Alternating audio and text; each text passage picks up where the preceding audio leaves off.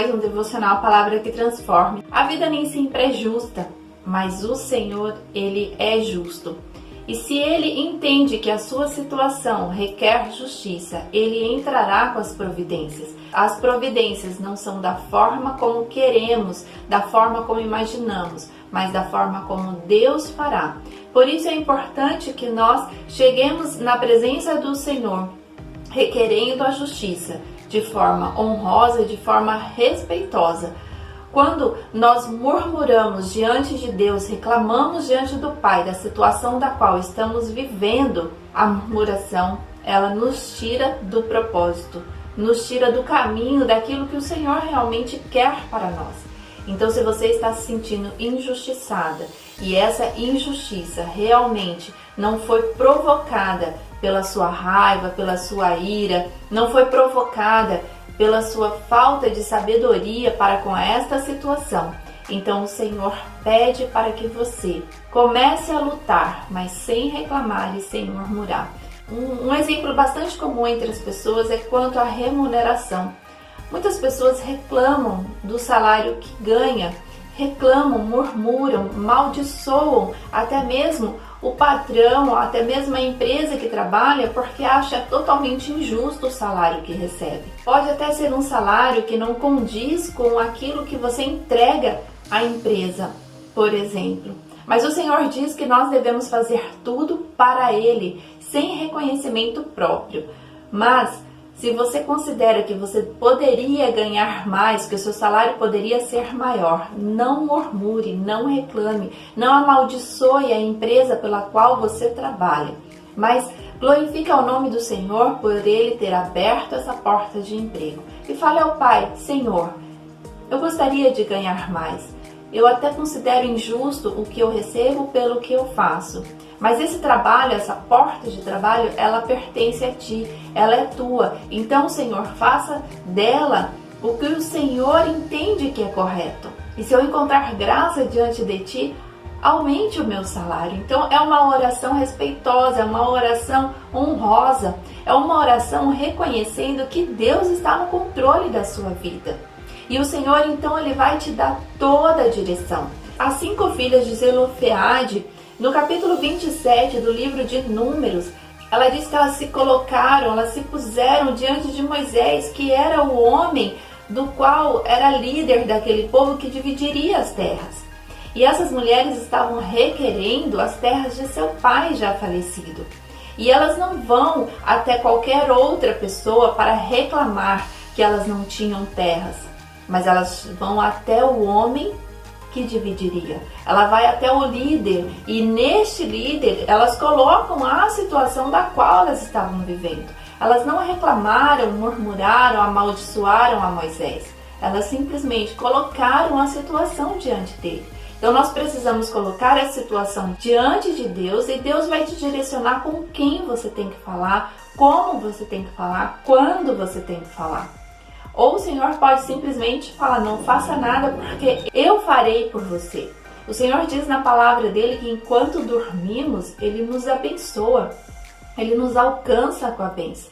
O Senhor, Ele nos alcança. Nós não precisamos correr atrás das bênçãos. É Ele quem nos direciona, é Ele quem nos concede, é Ele que nos coloca no lugar correto para receber o que Ele tem para nós. E aqui nesse capítulo 27, no versículo 2 do livro de Números, diz assim: E puseram-se diante de Moisés e diante de Eleazar, o sacerdote, e diante dos príncipes e de toda a congregação, à porta da tenda da congregação, dizendo, versículo 3, Nosso pai morreu no deserto e não estava entre a congregação dos que se congregaram contra o Senhor na congregação de Corá. E elas colocam então uma situação do qual elas entenderam que o pai morreu injustamente.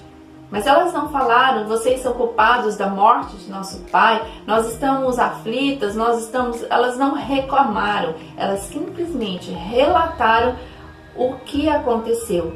E continua aqui no versículo 3, mas morreu no seu próprio pecado e não teve filhos. Então ela relata que o pai não teve filhos e a herança ela seria entregue aos filhos homens e não às filhas mulheres. E no versículo 4 diz: por que se tiraria o nome de nosso pai do meio da sua família, porquanto não teve filhos? Dai-nos possessão entre os irmãos de nosso pai. E da forma como elas chegaram até Moisés, sem murmuração, sem reclamação, mas relatando um fato, então Moisés as ouviu. E no versículo 5 ele diz assim: e Moisés levou a sua causa perante o Senhor. Quando nós chegamos até o Senhor e colocamos a nossa causa de uma forma respeitosa e honrosa, sem murmurar e sem reclamar, o Senhor nos ouve. O Senhor, ele entra com a providência, porque ele sempre nos ouve. Mas entrar com a providência, nos direcionar, depende da forma como nós chegamos. Se você está com problemas com sua família, com seu esposo, filhos, você está se sentindo injustiçada por algum parente, não chegue até o altar do Senhor falando mal, murmurando e reclamando. Mas chegue relatando a situação. Não se coloque como vítima e como vítima julgando a situação. Simplesmente coloque no altar do Senhor. Senhor, esta pessoa me ofende. Senhor, esta pessoa fez isso, fez aquilo. O que está de errado? Sou eu? É a pessoa? Senhor, me instrua, me diga o que eu tenho que fazer. E o Senhor vai te instruir. E no versículo 6 diz: e falou o Senhor a Moisés dizendo: as filhas de Zelofeade falam retamente. O Senhor, então, ele intercede na situação dessas mulheres. Ele diz a Moisés que realmente elas estavam pedindo retamente o que solicitavam a Moisés. E ele diz: certamente lhes darás possessão de herança entre os irmãos de seu pai, e a herança de seu pai farás passar a elas. E falarás aos filhos de Israel, dizendo: quando alguém morrer e não tiver filho, então fareis passar a sua herança à sua filha. E ele continua aqui dando toda a orientação de condição. Se não tiver filha, passa para os irmãos do falecido. E se não tiver, ele continua a dar toda a instrução. Ou seja, a reivindicação correta dessas mulheres fez com que a lei fosse alterada. Quando nós chegamos diante de Deus de uma maneira correta, justa, olhando para a situação, relatando e não diagnosticando e não julgando, o Senhor, ele faz até mudar leis. Ele faz mudar a situação que era impossível para ser resolvida. A partir dessas mulheres, a partir da forma como elas chegaram, da confiança que elas tinham em Deus para chegar até um líder e reivindicar aquilo que elas acreditavam que era justo para elas, o Senhor fez mudar inclusive a lei.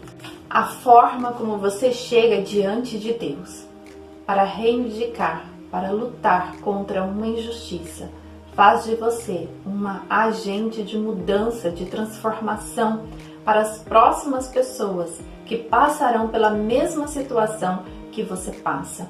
Mas é preciso olhar para a situação de injustiça, ver se realmente é injusto, porque se você considera que a vida que você leva com o seu esposo, por exemplo, é uma vida de injustiça, porque ele não te trata como você gostaria que fosse tratada, e quando você orar ao Senhor e o Senhor falar que o seu coração é um coração que está endurecido, um coração que não perdoa, um coração que não serve ao próximo com alegria, mesmo no meio da tribulação.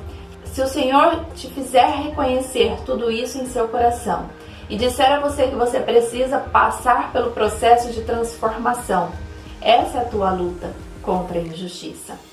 É mudar o seu coração para alcançar a justiça de um relacionamento saudável e amoroso. Por isso, quando nós pedimos a Deus, lutamos contra a injustiça, primeiramente precisamos pedir ao Pai que sonde o nosso coração, que fale para nós o que realmente nos fez entrar nessa situação. Essas mulheres identificaram que elas tinham o direito e requereram, mas chegaram de forma correta diante do líder e o líder diante de Deus. Por isso, seja sábia, inclusive para lutar as suas lutas. Lute com sabedoria, lute com decência e honra ao nome do Senhor, porque é Ele quem provê todas as coisas.